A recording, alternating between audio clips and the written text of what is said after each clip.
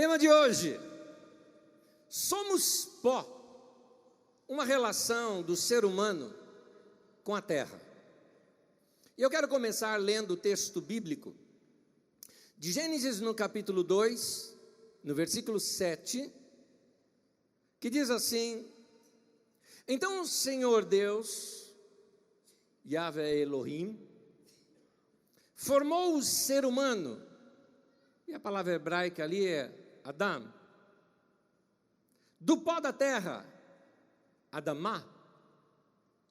Percebem o trocadilho? Percebe a ligação entre os dois?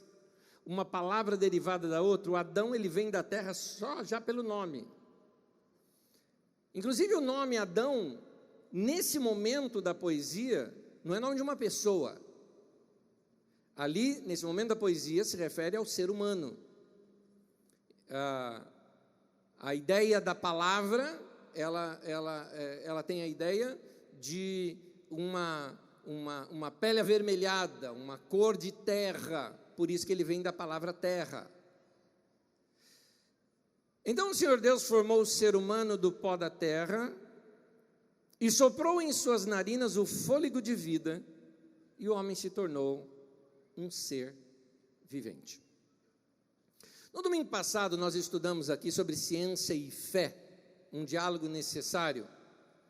Nós precisamos entender as Escrituras como elas devem ser lidas. Esse texto das Escrituras não está dizendo como Deus criou o homem, mas por que Deus criou o homem. Esses textos das Escrituras, eles não são textos científicos. Não tinha na mente de quem escreveu essa ideia científica. A ideia científica é uma ideia moderna. Esse texto é para nos revelar algo, para passar algo do coração de Deus para nós, para que a gente consiga ter uma vida melhor. Isto chama-se revelação. Dá para notar na poesia, dá para notar que é uma poesia, só pelo texto que eu já li e os termos parecidos. Dá para notar que é uma poesia, dá para notar que ele quer te passar alguma coisa a mais do que o texto está passando. Você consegue perceber isso? Quando você lê, por exemplo, que Adão e Eva estavam escondidos e Deus passando no final da tarde, você nunca parou para pensar isso? Por que Deus passeava num jardim no final da tarde? Por que o texto deixa escapar isso para a gente? Qual é a razão desses textos? No domingo passado nós vimos como não ler as Escrituras. Hoje eu quero te mostrar como lê-las. O que nós não devemos fazer é tomar aquilo de modo científico, como se o mundo tivesse sido criado em 6 dias, como se o mundo tivesse só 6.000 anos. Dá para notar claramente que o texto bíblico não está dizendo isso, mas quer nos orientar alguma coisa a mais que nós estamos perdendo no meio do caminho. Então nós precisamos fazer uma leitura correta, interpretação das Escrituras. Mas quer ver uma coisa? Vamos ser bem sinceros. De um modo geral, o povo lê pouco as Escrituras.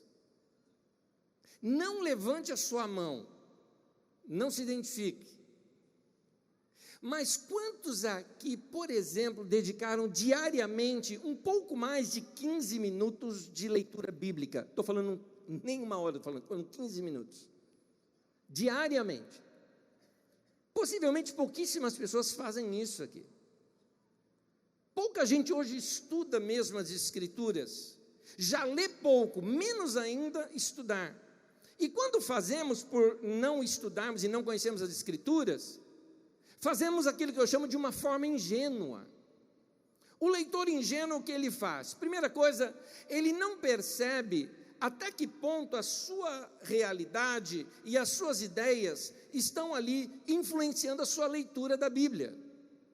Por exemplo, o cara está com bronca de alguém, foi mandado embora, e ele vai procurar textos bíblicos, e ele vê lá que o Senhor é meu protetor, o Senhor é meu defensor. O que essa pessoa vai ler? Ela vai colocar nas Escrituras Sagradas aquilo que é a situação dela. Ela não deixa a Bíblia falar com ela, ela que faz a Bíblia dizer o que ela quer que seja dito. Então ela vai dizer, por exemplo, não, mas Deus vai defender a minha causa. Aquele camarada que me mandou embora, ele vai ver, Deus é fiel. Gente, isso é macumba. Isso é macumba. Isso é outra coisa. Então, ainda que você use o nome de Deus, as intenções erradas às vezes transparecem na nossa leitura das Escrituras, deturpando o próprio sentido ali da palavra de Deus, porque a pessoa lê pouco a Bíblia, então ela não conhece o Deus que é amoroso, que é perdoador, o Deus que se relaciona com o homem, não conhece isso. Então ele lê a Bíblia com óculos errado. Uma outra coisa que esse olhar ingênuo para as Escrituras nos faz, um segundo erro, é a gente achar que a Bíblia foi misteriosamente escrita por Deus. Talvez a pessoa pense que Deus escreveu de próprio punho e misteriosamente esse livro foi enviado aqui para a terra. Outras pessoas pensam, por exemplo, que a Bíblia, os autores bíblicos foram assim, a Bíblia foi psicografada. Alguém foi possesso pelo Espírito Santo e começou a escrever as Escrituras. Ou, por exemplo, alguns chegam a pensar que a Bíblia tenha sido ditada para que as pessoas escrevessem com ponto e vírgula.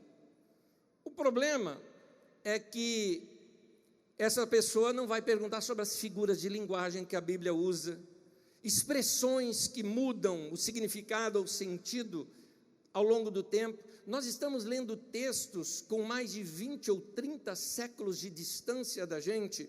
Então a leitura bíblica, feita dessa maneira tão ingênua, ela vai sofrer muitas críticas severas de pessoas que são fiéis a outras religiões. Ou, por exemplo, pessoas que são ateus, que com toda sinceridade, eles não conseguem engolir tudo isso por acharem que as pessoas que têm fé são pessoas infantis, são infantis demais, têm entendimento curto, que fica, por exemplo, insistindo de que aquele texto da Bíblia Sagrada que acabamos de ler, ele tem que ser visto literal, que Deus pegou, fez um boneco de barro, assoprou, o negócio virou gente e começou a andar sobre a terra. Eles não conseguem ler o texto com outros olhos, porque nós temos hoje uma mente jornalística, nós temos uma mente diferente de ler texto, desaprendemos a ler poesia, desaprendemos a ler mitologia, desaprendemos a ler lendas, desaprendemos a ler tudo isso, tanto que a gente considera essas coisas ultrapassadas, e não percebemos a verdade que está ali, a revelação que está ali. Nós precisamos aprender a fazer aquilo que nós chamamos de uma leitura crítica das Escrituras. Por crítica aqui, eu me refiro a esse vocábulo como sinônimo de penetrar no texto, estudar o texto, procurar compreender dentro da realidade histórica, social, no que o texto nasceu. Aí você fala o seguinte: Anésio, mas aí eu não tenho formação para isso, eu não consigo entender. Para isso que Deus colocou na igreja pastores e mestres. Agora, o problema da igreja hoje é maior, porque hoje, infelizmente, falo pela minha turma, pastor hoje não estuda. Basta o cara saber usar um microfone e falar em público que pronto, virou pastor. Antigamente, e não muito tempo atrás, você ia às reuniões da igreja para estudar a Bíblia. Você levava Bíblia, caderno, caneta, você ia estudar as Escrituras Sagradas. Hoje as pessoas vão porque quer ouvir alguma palavra que fala teu coração, que ajuda a resolver algum problema seu. Nada de errado com isso, no sentido de que a palavra de Deus realmente deve falar ao nosso coração e tratar do nosso dia a dia. Você vai ver que hoje mesmo aqui nós vamos aplicar coisas muito práticas aqui para o nosso dia a dia. Mas quando a gente começa a compreender um texto, quando ele foi escrito, o momento em que ele foi escrito, a gente compreende melhor a força daquele texto e entende melhor o texto. Por exemplo, vamos voltar aqui ao texto da criação. Como você já viu, os textos da criação não foram escritos para dizer como o mundo foi criado, mas por que o mundo foi criado. Eu não sei se você é um assíduo leitor das Escrituras Sagradas, mas se você já deve ter percebido que tem duas narrativas da criação na Bíblia.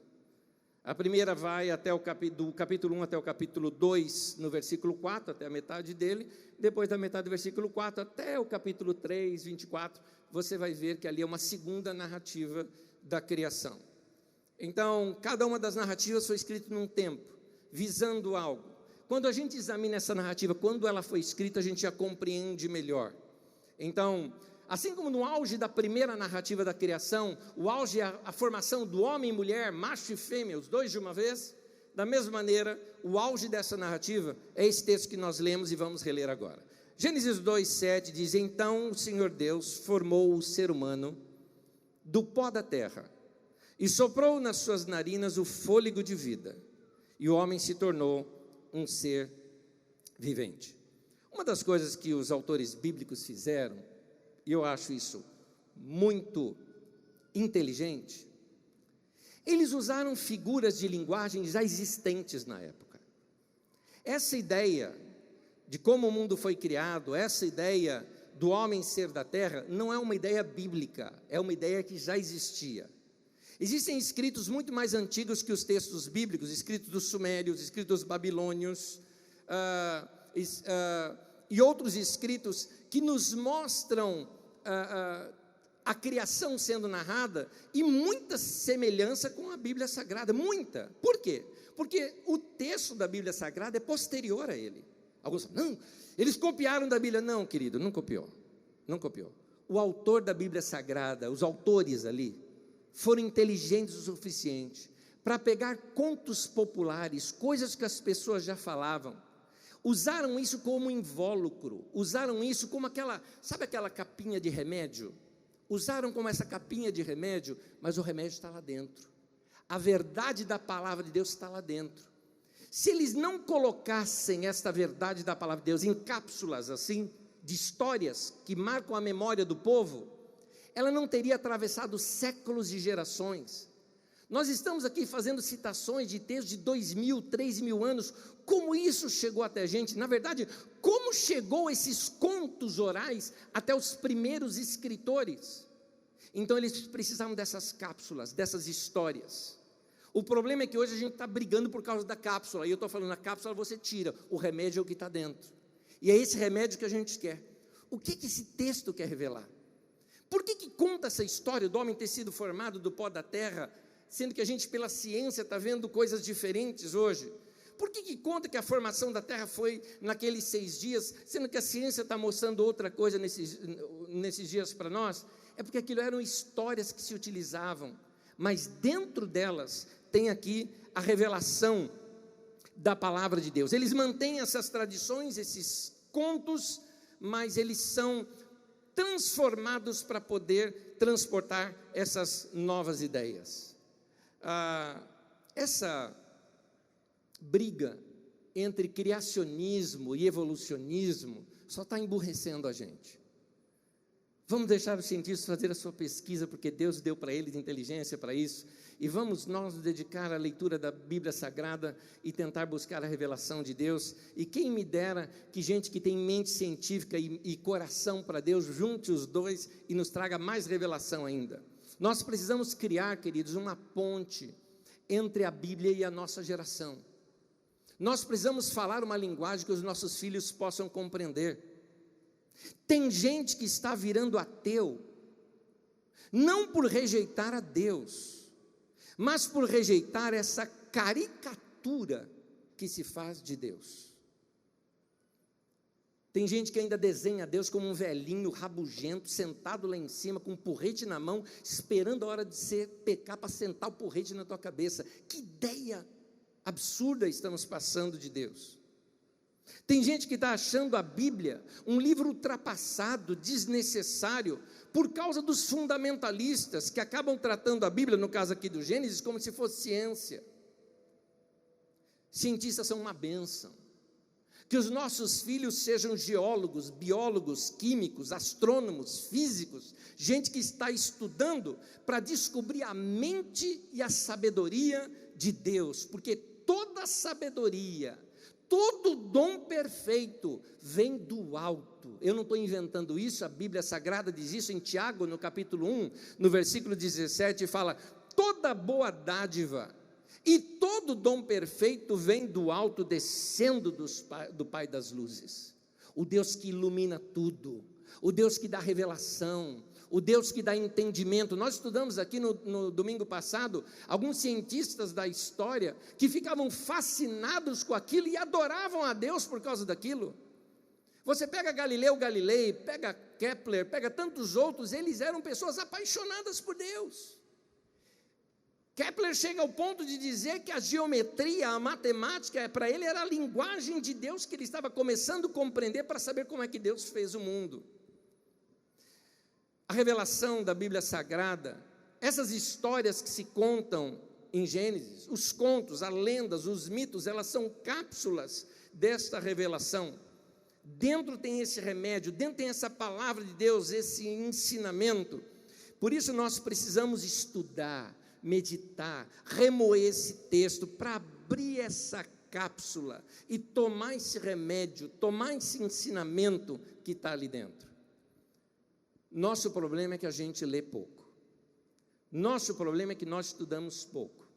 Nós estamos na geração fast food, na geração drive-thru. Você passa numa janelinha, faz o seu pedido, do outro lado você quer tudo pronto. Então você quer vir aqui para o culto da igreja, me fala, e fala rápido que eu tenho pouco tempo, quero aprender só o que preciso para a minha vida e tudo bem. Não, querido, a Bíblia não é assim. A Bíblia você tem que escavar, você tem que meditar, você tem que pensar nela, você tem que pegar aquele texto e passar área por área da sua vida, como um animal que está ruminando, mexendo com aquele alimento para obter todas as vitaminas possíveis daquele alimento. Vamos pensar um pouquinho no nosso texto? O tema de hoje, somos pó, uma relação do ser humano com a terra. Já no título eu já te interpretei o texto. Por que que Deus diz que o homem veio do pó da terra? Quando você entende isso, você começa a entender que há, segundo Deus, uma integralidade entre a tua vida e a terra-chão e a terra-planeta. Existe uma relação entre isso já nesse texto das Escrituras. Pode notar na Bíblia Sagrada, se você já leu, principalmente os textos iniciais, que há uma ligação, o tempo todo se fala de terra prometida. Fala de povo, fala de terra, fala de plantio, fala de comida. O que se dizia da terra prometida? Que era uma terra que dela mana, brota o quê? Leite e mel. Fala de sabores. Quando Deus cria o homem, coloca esse homem onde? Num jardim. Fala de cheiros, de cores, até porque a palavra jardim ali pode ser tanto jardim de flores ou pode ser pomar. Então fala de comida gostosa, cheiros, cores, mel, leite, sabores, coisa colorida, diversidade, animais. Você não está percebendo ainda a linguagem? Deus está falando, eu fiz tudo isso, fui eu que fiz. E tem que haver uma integralidade entre tudo, e eu escolhi este serzinho, esta racinha, né? Esse pessoalzinho chamado ser humano, para governar tudo isso, para organizar tudo isso. Por isso o homem dar o nome a cada animal, está dizendo, ele está governando, ele está orientando, ele está estabelecendo padrões. Todos têm uma relação com o planeta, com as plantas, com os bichos. Quando você para pensar só nisso, meu irmão, você não vai sair daqui hoje chutando gato na rua. Porque você começa a entender que o Deus que criou você também criou aquele bicho. E segundo, não é segundo a ciência só que eu estou falando, segundo as escrituras sagradas que nos revelam, não cientificamente, mas na razão, na moral e no porquê, diz que o homem e o bicho são iguais. Já você vai ver isso comigo nas escrituras. Por que eu não maltrato um animal? Só porque eu sou bonzinho, ou porque é bonitinho hoje em dia, hoje está na moda eu ter um pet ou cuidar de um animal? Não, não é por isso. É porque eu entendo que está tudo integrado. A minha relação com a natureza não tem nada a ver com o movimento Nova Era, com esoterismo, tem a ver com a minha relação com Deus, o Criador de tudo. Se eu entendo que foi Ele quem fez, eu tenho uma relação com aquilo que Ele fez. Uma outra revelação nesse próprio texto que nós vimos. Todos vieram do pó, e um detalhe, ao pó todos irão voltar. O que é a minha vida? Pó. Então por que ser orgulhoso? Quando a gente começa a olhar que todo mundo volta para o pó, fica aqui a pergunta, e aí? Quem que é o bonitão, o gostosão? Quem é esse rei metidão? Ou vamos trazer mais para o nosso tempo? Esse artista que é intocável. Esse presidente que acha que ele é o cara. Quem é você? Quem é você sem os seus títulos? Na empresa, todo metidão para cima dos outros. Você é pó, meu querido. E vai voltar para o pó como qualquer outro. Se enxerga. Quando nós entendemos isso, quem é o ricaço? Quem é o poderoso? É pó. Inclusive no texto de Eclesiastes diz que o rico vai para o mesmo lugar que vai o pobre. Aqui não está falando de céu e inferno, está falando de morte, de coisa física. Que o sábio vai para o mesmo lugar do tolo. Está lá em Eclesiastes 2,14. Dá uma olhadinha comigo nesse texto de Eclesiastes capítulo 3. Leia comigo. Eclesiastes 3 diz assim, versículo 18 em diante.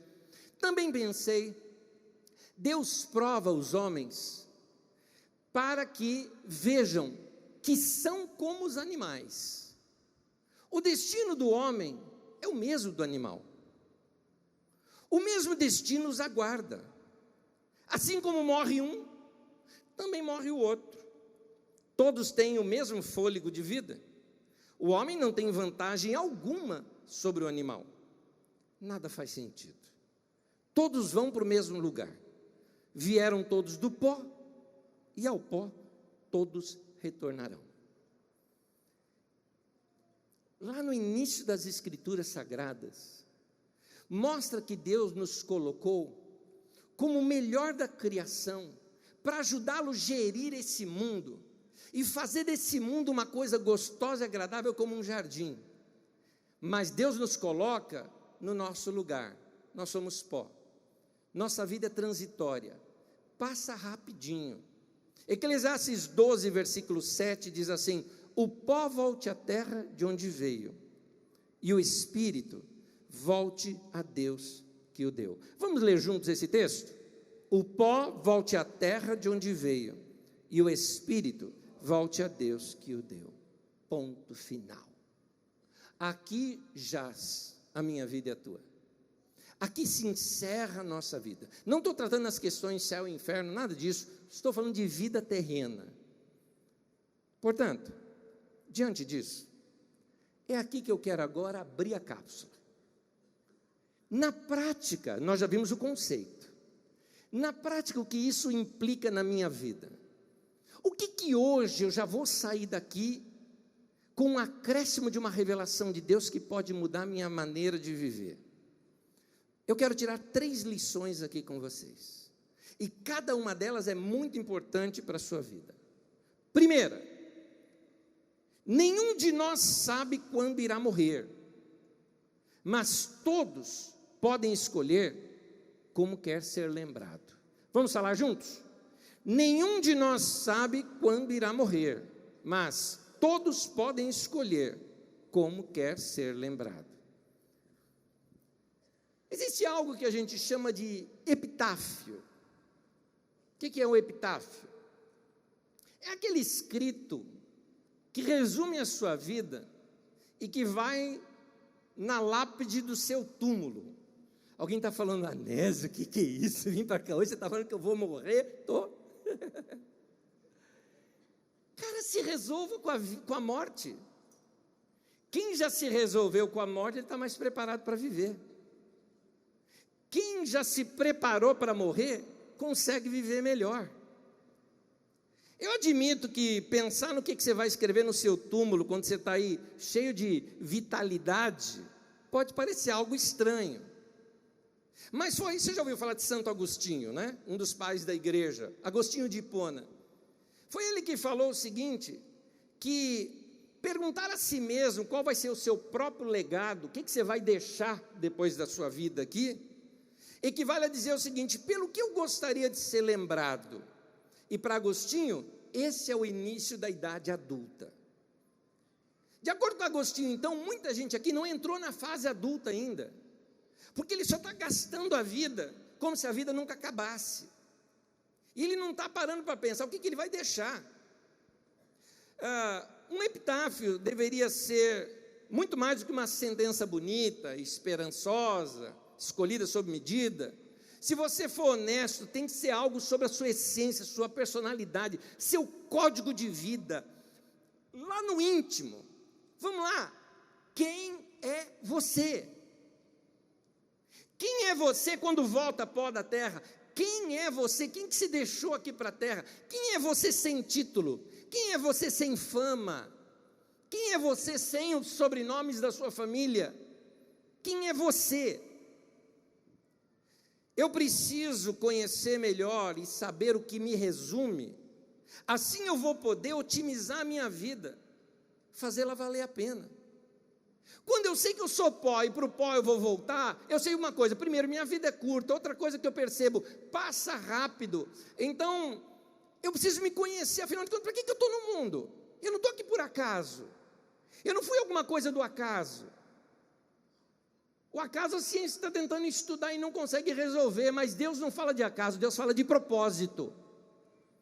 Deus não te criou por acaso. Não foi aquele negócio assim que daqui a pouco, pum, você nasceu e Deus falou: ai meu Deus do céu, nasceu mais um anjo, o que você tem aí? Ah, eu tenho vaga para medicina. Legal, vai ser médico, isso aí. Não, não foi isso, não. Deus já te criou com um propósito. Da mesma maneira que Deus nos ensina a sonhar, para que aqueles sonhos formem algo na nossa vida, da mesma forma, entenda bem, Deus te viu antes, Deus criou você antes nele, antes de colocar você no mundo. É isso que o texto de Gênesis fala. O texto de Gênesis está falando, Deus faz ali o boneco de barro e ele faz o quê? Sopra o fôlego. O que é o fôlego? Uma essência dele mesmo. O que Deus está te falando é o seguinte: Deus está falando, eu inspirei você. Você era só um barro, um pó, uma coisa que não ia valer nada. Naquele momento eu soprei algo da minha vida para dentro de você. Você é uma parte de mim aí. Você tem a minha criatividade. Você tem algo da minha criação. É por isso que o texto de Pedro nos fala que nós somos coparticipantes da natureza divina. Há algo da natureza de Deus, criadora e criativa, dentro de você. Então, meu querido, vai viver. Vai aprender a viver com essa força criadora e criativa dentro de você. É muito importante a gente saber como é que a gente, como eu estou dizendo aqui, quando a gente sabe o que a gente quer da vida, o que eu quero deixar como legado, quando eu já escrevi o meu epitáfio, eu estou preparado para viver. Eu vou ler para vocês aqui alguns epitáfios que são famosos. Olha só, Fernando Sabino disse assim: aqui jaz Fernando Sabino, que nasceu homem e morreu menino. Bonito, bonito. Um dos que eu mais gosto é do nosso ex-presidente falecido Tancredo Neves, que ele diz assim, esse não está no epitáfio dele, porque a família não quis, a família mudou, mas nos escritos dele ele disse isso. Ele disse assim, que é isso que ele queria no seu túmulo escrito: aqui jaz, há muito contragosto, Tancredo de Almeida Neves. Tem um homem que gostava de viver. Ou, por exemplo, um epitáfio honroso escrito por alguém sobre você. No caso, sobre Isaac Newton, sobre o seu túmulo está escrito assim: é uma honra para o gênero humano que tal homem tenha existido. Fantástico, fantástico. Ou esse aqui que eu até gosto, copiei aqui para vocês, de Álvares de Azevedo, escritor brasileiro. Foi poeta, sonhou e amou a vida. Descreveu o cara. Alguém diria: Anésio, e o seu? Você já sabe. Tema de hoje vai estar lá no meu. Só que aí vai estar 3 pontinhos para você decidir qual vai ser o tema da sua vida naquele momento. Ensinei aula. Mas é claro que no epitáfio dá para se criar coisas engraçadas. Epitáfio do bêbado, enfim sóbrio. Epitáfio do funcionário público, dirija seu túmulo ao lado.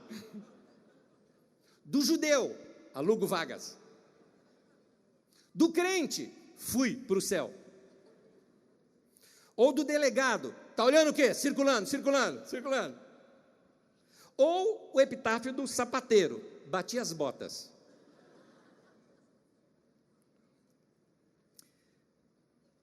Eu devia ter amado mais, chorado mais, ter visto o sol nascer. Eu devia ter arriscado mais, até errado mais, ter feito o que eu deveria fazer. Queria ter aceitado as pessoas como elas são. Cada um sabe a alegria e a dor que traz no coração. Alguns de vocês estão identificando a letra. Esse mesmo pessoal escreveu: é preciso saber viver. Está na hora da gente saber o que fazer com a vida da gente. Ao definir o seu epitáfio, você se definiu. Você trouxe à tona a sua motivação e a sua paixão pela vida. Meu irmão, pense assim. Se nós soubéssemos quando iríamos morrer, nós não sabemos. Mas se nós soubéssemos, como é que a gente viveria? Eu sei que aquela frase já está batida. Viva hoje como se fosse o último dia da sua vida, não é? Pois é. Kim Jong-un está falando isso esses dias, né? Então, eu acho que a gente precisaria olhar um pouquinho mais e falar o seguinte: meu Deus não faz nada sem propósito.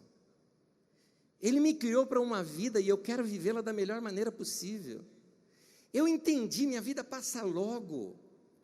Eu quero entender a minha motivação, a minha paixão pela vida e eu vou vivê-la. O que te apaixona na vida? Responda isso para você agora. O que te apaixona? O que faz você, sei lá, você está com sono, mas você quer continuar. O que te faz isso?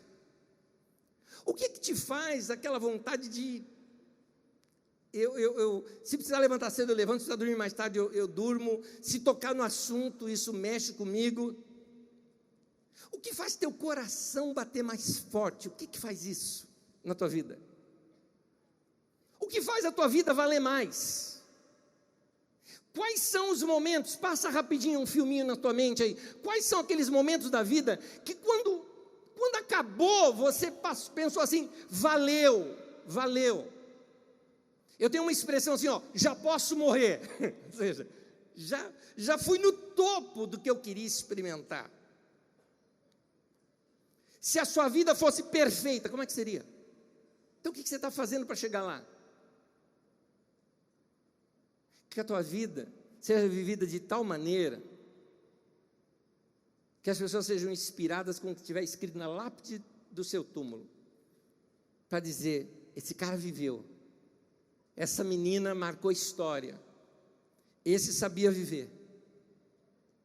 Você vê, numa cápsulazinha, escrito que Deus formou o homem do pó da terra, está trazendo para nós, a gente abrindo ela assim, a gente começa a entender as revelações de Deus e os porquês de Deus, que Ele fez dessa maneira.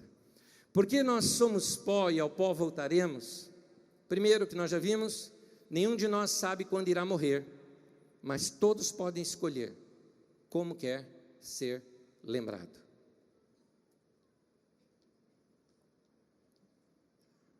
Todos nós podemos escolher como a gente quer ser lembrado, e assim definindo como queremos morrer, que imagem queremos deixar. Quando nós fazemos isso, nós também definimos como nós queremos viver, e passamos a viver bem melhor. Um parêntese aqui que não está no meu texto. Quando eu defino o que eu quero na minha vida, um monte de coisa na vida da gente a gente joga fora. Um monte de coisa. Vou contar uma história rápida para vocês. Estava voltando da África, eu me lembro que minha esposa tinha me falado isso. Ela falou: olha, quando você voltar de lá, você vai voltar com um dom maravilhoso, o dom da intolerância. Eu falei: como assim? Que diz que isso é bom? Ela falou: você vai ser intolerante com um monte de coisa ruim, chata na tua vida. Não vai querer perder tempo na sua vida. Imagina, eu fui para um país, eu tinha 40 e poucos anos, já tenho 50. A primeira vez que eu fui, eu tinha 40 e poucos anos de idade. E eu fui num país onde a expectativa de vida dos homens era de 42 anos. Eu já tinha passado da época de morrer, quando eu estava lá. Ou seja, minha vida já poderia ter ido, se eu morasse lá, se eu vivesse lá. Então, isso me fez repensar a vida. Com isso em mente, vou te contar rapidinho o que aconteceu comigo. Com isso em mente, estava voltando para o Brasil, primeiro voo, são 3 voos. Primeiro voo é bem precário, mas bem mesmo. E eu cheguei lá no aeroporto, entramos depois no avião, e aí daqui a pouco o avião liga os seus motores, estava o motor ligado, aí desligou, e ligou de novo, aquela hélice ali, um avião meio estranho, eu nunca tinha voado em aviões daquele estilo, e aquela barulheira estranha, e você percebe que o barulho não está legal. Mas tudo bem, você fica ali, de boa, faz de conta que está tudo ok. E aí vem o aviso: senhores passageiros, por motivo de manutenção, pedimos que vocês saiam do voo. Saímos do voo e não ia ter voo, porque não tem, só tinha um avião que fazia aquele percurso. Então não tinha um segundo voo. Voltem amanhã. Tá bom, achei um lugar para dormir, voltei no dia seguinte. Quando eu volto no dia seguinte, quem está lá? O mesmo avião me esperando. Olha que lindinho, bonitinho ele. Entramos nele, mesmo barulho, bem parecido, um pouquinho diferente. Você vendo o pessoal correndo, mexendo, você fala: meu Deus do céu, será que o cara vai falar de novo? Seria melhor. Mas não, aperte os cintos, vamos subir. E aí a hora que ele voa, ele começa aquele voo e começa um barulho diferente, eu confesso para vocês que a minha vontade era tuitar, #partiu. Naquele momento me passou um filme da minha vida, sabe? Bem assim, saudade do você, pai, mãe, estou indo, né? Meu pai e a mãe já faleceram. Lembrei de esposa, filhos, amigos, passou um filme da minha vida. Já deu para perceber que eu não morri. Agora, quando eu estava já aqui no Brasil e eu relembrei dessa cena, eu pensei da seguinte maneira: se eu partisse naquele momento, eu já teria vivido tudo. Quanto tempo de vida você sabe que você tem? Então para pensar, isso é pó, passa rapidinho. Então esse tempo de vida é o tempo que Deus te deu para você cumprir o propósito dele na sua vida. E ele é muito rápido. Olha nas lápides do cemitério, tem uma data, um tracinho e outra data. Primeira data, nascimento. A segunda data, morte. O que é aquele tracinho? A vida. A vida é só aquilo, passa rapidinho. Então, meu querido, esvazia a tua mochila um pouquinho, está muito pesada. Tem tanto cacareco que você está levando, que você não vai resolver. Sua vida tem que ser mais otimizada. Quando a gente sabe que vai morrer, a gente se prepara para viver e curtir melhor a vida que a gente tem. Amém? 2, segundo, vá fazer o que você gosta. Essa você gostou, né? Repete comigo: vá fazer o que você gosta. Eu te pergunto, o que você está fazendo da sua vida? Quando nós não damos o devido valor à vida e nem ao mundo que Deus criou, entenda bem, nós estamos ofendendo a Deus. Meu caro, teu pai te deu um presente, você pegou o presente, jogou no canto da casa e quebrou o presente, jogou para lá o seu brinquedo? Deus te deu a vida e você está fazendo o que com ela? Foi Jean Paul Sartre que disse: não importa o que a vida fez de você, o que importa é o que você fez com o que a vida fez de você. Muito da nossa vida está nas nossas mãos, não depende de Deus. Minha vida está nas mãos de Deus, maravilha, poeticamente perfeito. Mas entenda bem, se você não se alimentar direito, você vai passar mal. Se você não cuidar do teu corpo, o teu corpo vai reclamar depois. Depois você vem aqui: pastor, qual que é a fila de oração aqui para cuidar sabe, para emagrecer? Tem sim, querido, uma fila de jejum. Essa casta só sai com jejum e oração. Não é? Ou você cuida da sua saúde, depois não vem colocar a culpa em Deus. Ou você pratica os princípios dentro da tua casa, da tua família, ou não vai colocar a culpa em Deus, dizendo assim: meu Deus do céu, o que foi esse traste que o senhor deu para eu me casar? Não era traste quando você casou, não, foi você que envenenou ela. Foi ela que te envenenou. Vocês que ao longo do relacionamento não praticaram princípios que tornam um relacionamento uma casa saudável. Muito da nossa vida está na nossa mão e depende da gente usar o que Deus já nos deu. Então, gente, vamos viver, amém? Vamos viver bem. Olha esse texto das Escrituras Sagradas, Eclesiastes 11:9. Preste atenção nele. Alegre-se, jovem, na sua mocidade. Seja feliz o seu coração nos dias da sua juventude. Siga por onde o seu coração mandar, até onde a sua vista alcançar. Mas saiba que por todas essas coisas Deus o trará a julgamento. Então, meu querido, assuma a responsabilidade com relação à sua vida. Sonhe, enxerga, visualize a até onde sua visão alcançar. Onde você pretende chegar? O que você quer fazer da sua vida?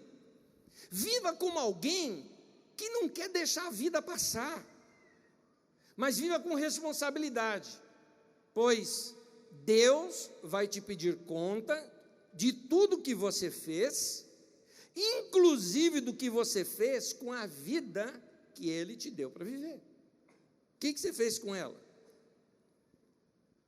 Deus deu a sua vida para você ser você. Então assuma a sua identidade, seja você.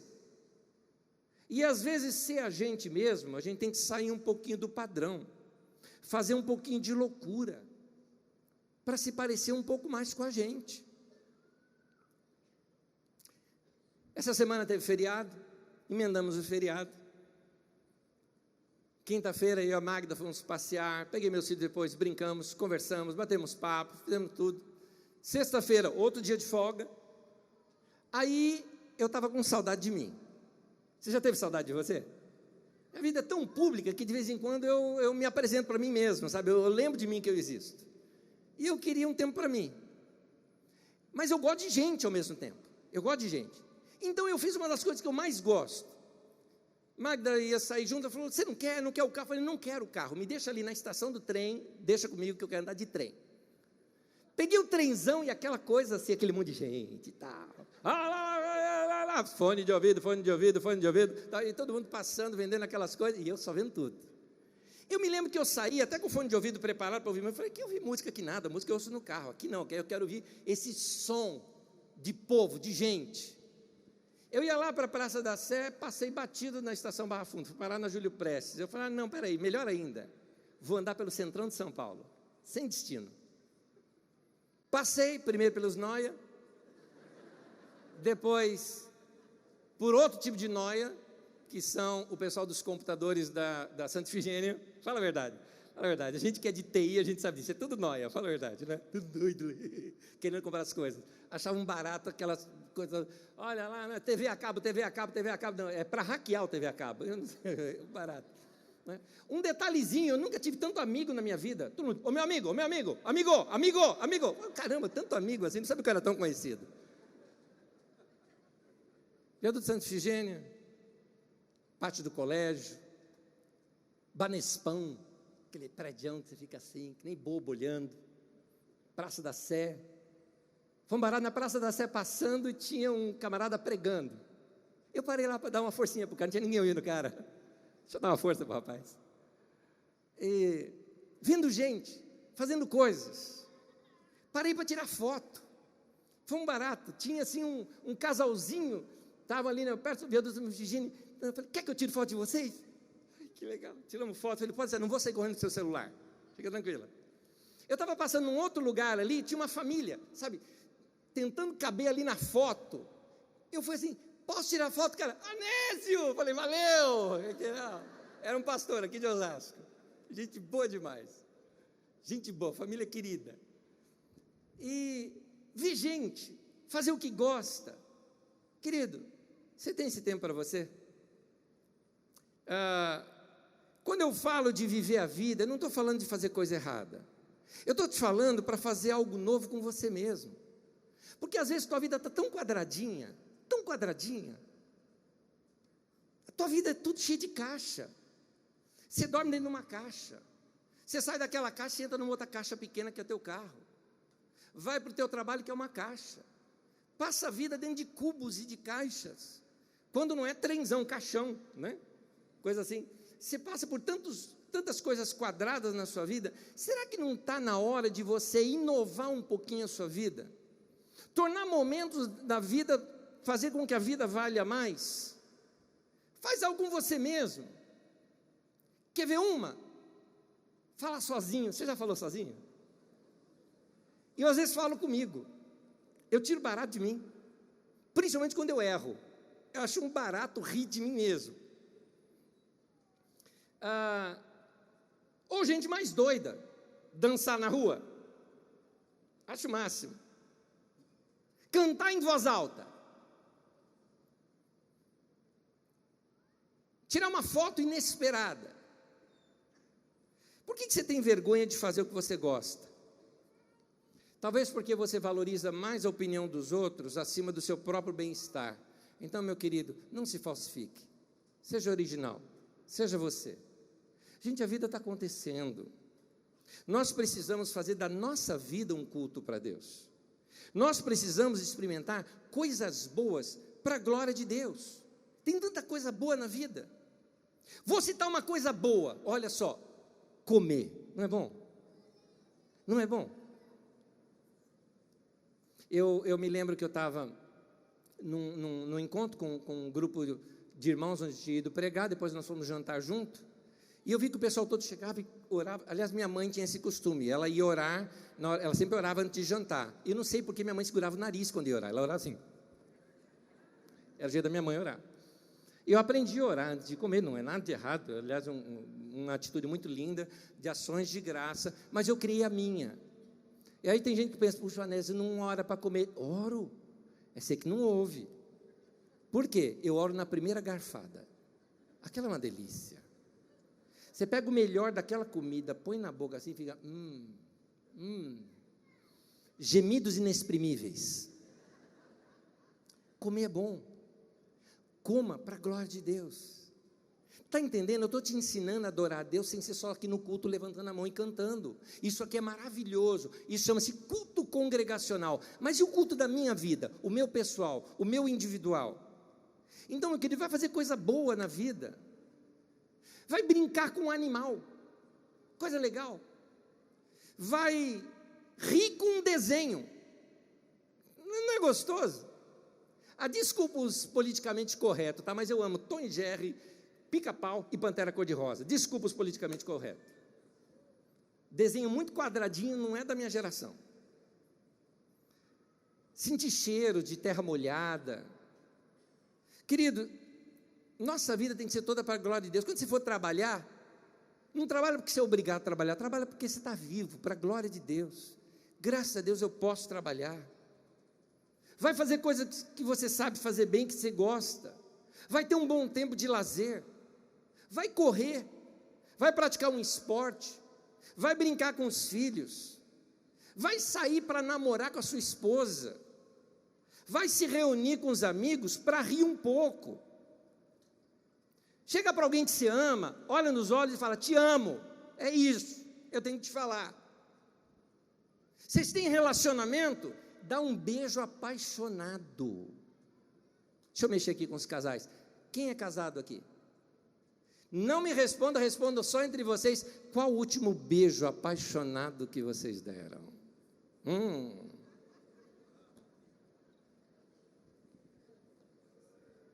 Tem gente que já está com teia de aranha na boca, meu Deus do céu. Não beija mais.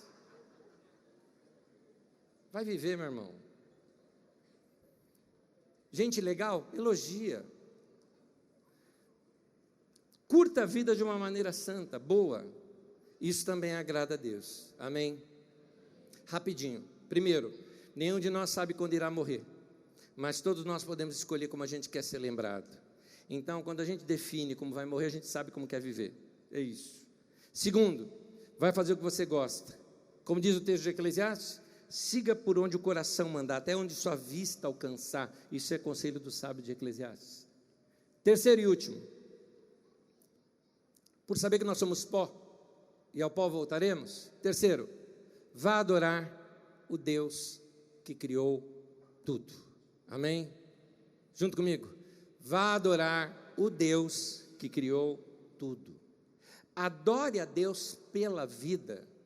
É o mesmo que dizer, adore a Deus com a sua vida. Que a sua maneira de viver, adore a Deus. Então, meu querido, para observar as coisas boas que tem ao teu redor. Quanta coisa linda. Há menos de uma semana, você viu a lua como estava? Você estava descendo aqui para chegar aqui na Carícia, você estava tão apressado de chegar que você percebeu umas flores bonitas que estão ali fora? Tem gente que nem isso notou. Tanta coisa boa. Você viu quanta coisa bonita tem do teu lado? Do teu lado. Quanta gente bonita, quanta coisa bonita. Quanta canção que a gente cantou hoje, poesia linda. Quem fez? A inspiração. Como assim? O cara estava ali, fez uma canção para Deus. Hoje eu peguei aquela canção, cantei, adorei o meu Deus. Que demais isso. Que tal você assim pegar um dia, para fazer isso tem que sair de São Paulo, para ver o céu estrelado. Eu me lembro, meu filho era muito pequenininho, um dia nós estávamos andando e saímos para o interior, e ele, pai, o que é aquilo no céu? Aí eu olhei e falei, filho, estrela. Estrela. Paulistano parece que não conhece isso. Poesias que falam sobre o céu. Foi Deus quem fez o céu, o rancho das estrelas, e fez também o seresteiro para conversar com elas. Nossa poesia brasileira. Deus fez a terra, Deus fez plantas, Deus fez animais, como diz aquela poesia, foi Deus que fez você. É preciso, gente, a gente desenvolver integralidade com tudo isso que está ao nosso redor. Você está vivendo igual robô, você está indo assim, hora de trabalhar, não é? Se bobear, você está como robô aqui, hora de cantar.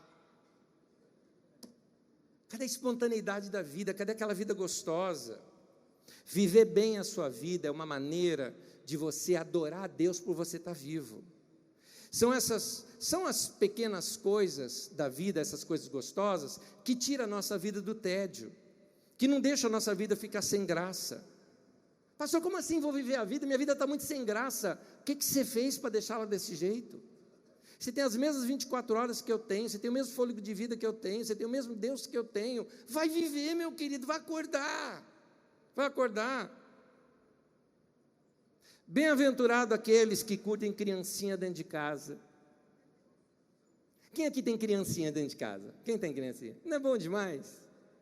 Perto deles tudo fica novo. A gente volta a ver a vaquinha, o cavalinho, né? Volta a ver essas coisinhas, tão lindo, não é? Bem-aventurados são aqueles que se relacionam bem com seus animais. Não é gostoso a gente ficar observando o jeito dos animais, brincar com eles, mesmo aqueles que não interagem com a gente, como por exemplo os passarinhos que cismam vir lá no meu jardim, lá em casa. A gente chega e ele sai correndo, eu falo, pô, não sou tão feio assim, eu sou legal. Às vezes eu vou até com um pãozinho, eu falo, vem cá, eu estou trazendo comida, eles não querem saber, eles vão. Mas é legal, você vê aquilo tudo. Bem-aventurado aqueles que se relacionam bem com suas plantas. Foi Deus que criou. Todos os dias eu olho as minhas. Eu gosto de ver as cores, os detalhes, os desenhos. Eu quero ler um último texto das Escrituras Sagradas com você. Convido você a ficar em pé comigo, por favor. É um texto que nós lemos no domingo passado. Salmo de número 8, só que nós vamos estendê-lo um pouco mais hoje aqui.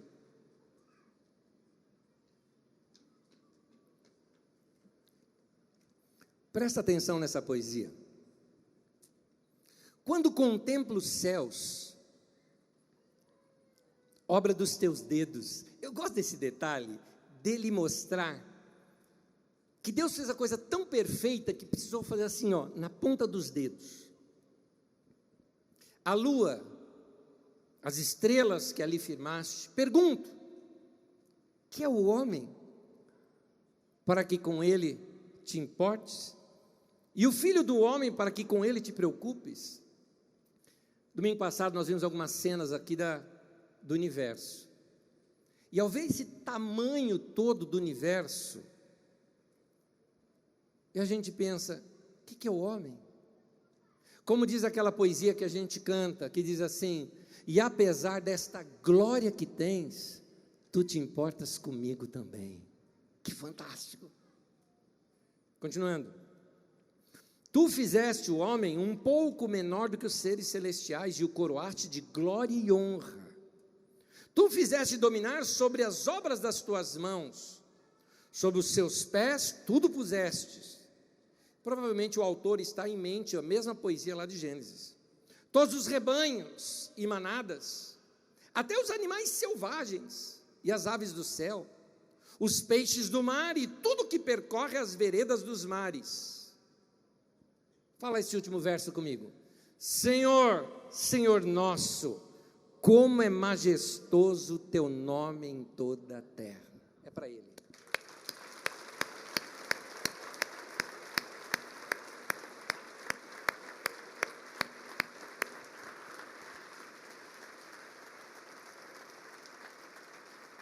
Vendo esse texto, irmão, vai ver a natureza, vai andar no meio das árvores, vá para lugares onde você se sinta perto da natureza e ore de olhos abertos. Nesse texto de Salmos, o Davi pergunta: Senhor, por que o Senhor se importa com o homem? Me permita agora fazer o meu. E eu pergunto assim para Deus: por que o Senhor fez a terra? O céu não estava bom? Morava no céu, fez a terra para quê? O céu não estava bom? Se em razão da perfeição a gente entende que Deus só pode criar o melhor, ora, se Ele já habitava no céu e fez a terra, então a terra é melhor que o céu? É isso? São minhas perguntas para Deus. Porque no texto de Gênesis mostra que Deus gostou tanto da terra que Ele fez, que segundo a liberdade poética do autor do texto de Gênesis, Deus vinha para cá todas as tardes para caminhar. Pensa nisso, caminhar à tarde num jardim, caminhar à tarde num pomar. Por que à tarde? Ver o pôr do sol. Como assim? Peraí, Deus fez tudo, Ele desceu na terra para ver o pôr do sol. Alguém fala: querido, é poesia. É poesia. Entenda isso. Agora, por que Deus coloca isso no livro mais importante para nós, o livro de Revelação? É para te revelar, é assim que se vive. Deus está mostrando, eu sendo Deus faço isso, quanto mais você, indivíduo. Uma pergunta para você mesmo: qual o último pôr do sol que você viu? Ou nascer do sol que você viu? E você vai ver que a tua vida está muito mecânica, você está muito robotizado. Sai um dia sem celular, para com as suas redes. Não tem saudade de você, não? Sai um dia só você e Deus. Interessante. Deus desce para o jardim, bem contrário do ser humano que fecha os olhos para falar com Deus. Deus abre os olhos para ver a beleza que Ele criou, e viu Deus que era bom, e viu Deus que era bom, e viu Deus falando: fica de olho aberto, tem tanta coisa boa.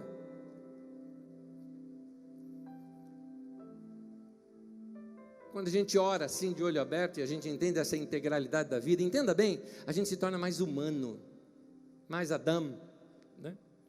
A gente volta à nossa raiz, à nossa origem. Aí eu sei quem eu sou, aí eu me identifico, eu sei porque que eu existo. Você nunca percebeu essa relação sua com a terra? Chega um dia cansado do teu trabalho, arranca seu sapato e meia e pisa na terra. É uma verdadeira sessão de descarrego.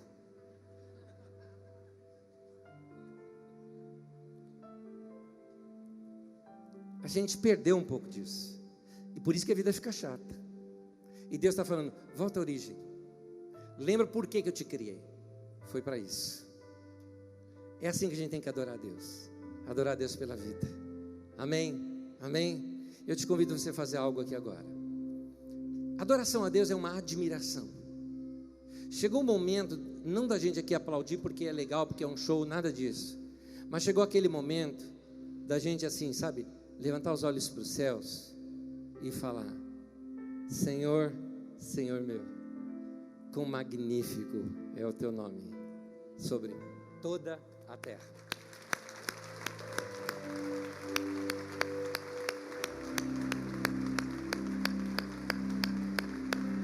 Glória a Deus. Joy, vem cá.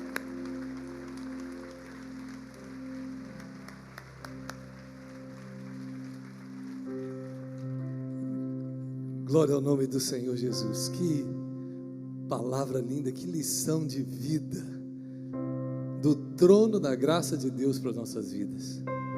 Amém? Que o Senhor nos dê a sabedoria, que o Senhor possa nos permitir, nos dar a graça, o favor, para podermos viver essa palavra. Não somente ouvintes da palavra, mas praticantes dessa palavra. Eu vou viver tudo o que tu tens para mim, Senhor. Não abro mão, não abro mão. Eu sou sempre dependente do teu favor. Não abro mão de ti.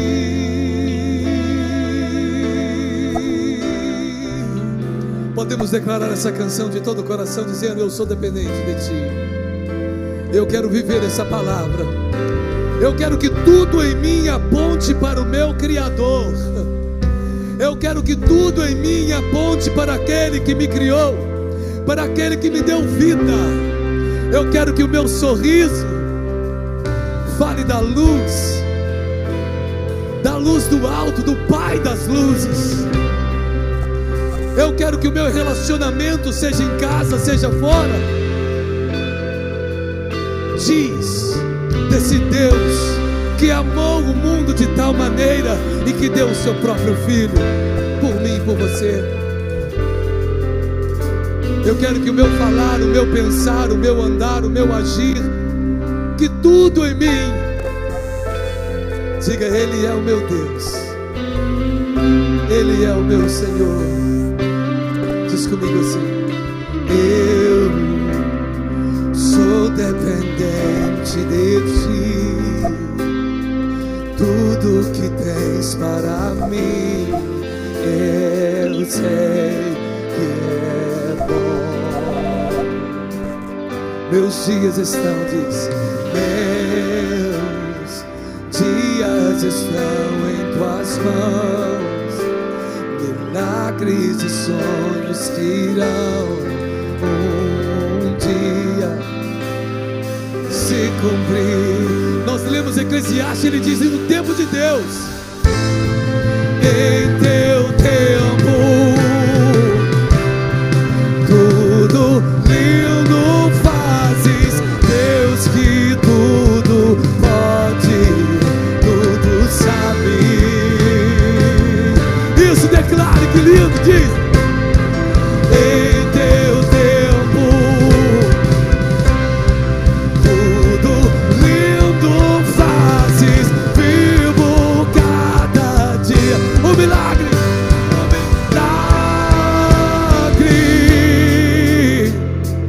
eu vou viver tudo o que tu tens pra mim,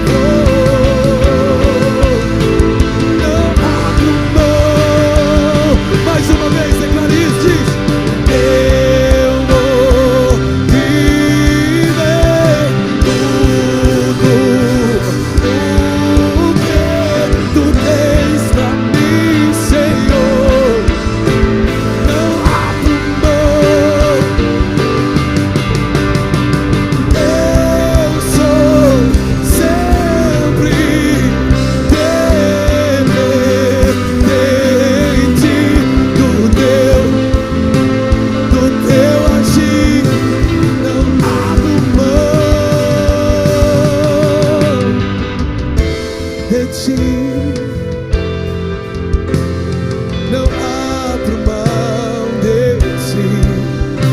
Não abrimos mão do teu plano, do teu propósito de viver, Senhor, para a tua glória, para o teu louvor. Oh, não abrimos mão, não abrimos mão, não abrimos mão de ti. Não abrimos mão de ti. Aleluia. Não abra mão do que o Senhor já tem te dado. Não abra mão do que o Senhor já tem revelado à sua vida.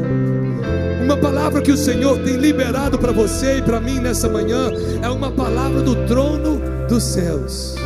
É uma palavra do Criador do universo, do dono do mundo, do autor da vida. Não foram apenas aqui frases de sábios, mas para o meu coração e o seu coração, palavras inspiradas e reveladas de Deus. Viva a diferença que Deus te deu. Viva o que o Senhor te confiou. Viva no amor, na alegria, na paz que o Senhor te dá. A paz que excede a todo entendimento, a paz que ultrapassa o nosso conhecimento, a paz que não está moldada ao padrão do mundo.